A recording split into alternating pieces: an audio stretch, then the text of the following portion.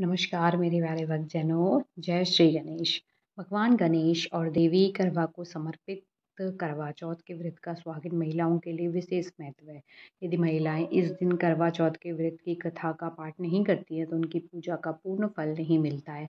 चलिए जानते हैं करवा चौथ व्रत की सही कथा के बारे में। जैसे पढ़ने मात्र से दाम्पत्य जीवन में खुशहाली बनी रहती है। सुहागिन महिलाओं के लिए करवा चौथ के व्रत का खास महत्व है। ये व्रत महिलाएं अपने पति की अच्छी सेहत, लंबी उम्र और खुशहाल वैवाहिक जीवन के लिए रखती हैं। व्रत के पूरे दिन महिलाओं को कुछ खाने पीने की इजाज़त नहीं होती है, यानी ये निर्जला उपवास है। व्रत के दिन शाम में चंद्रदेव की पूजा और जल देने के बाद ही पति के हाथों से पानी पीकर व्रत खोला जाता है।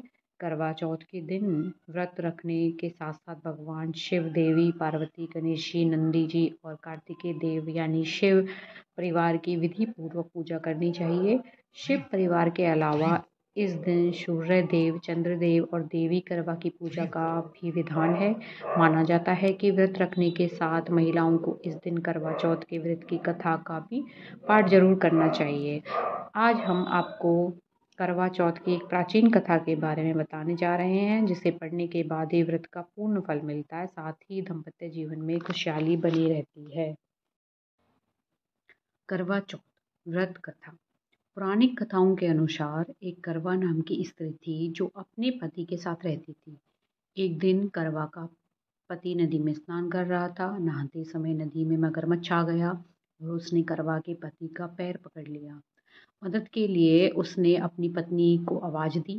पति की आवाज़ सुनकर करवा भागकर नदी किनारे पहुंची। उसने देखा कि मगरमच्छ अपने दांतों में उसके पति का पैर दबाकर यमलोक की तरफ ले जा रहा था। तभी धागे की मदद से करवा ने मगरमच्छ को बांधा और यमराज से अपने पति की रक्षा के लिए गुहार लगाई।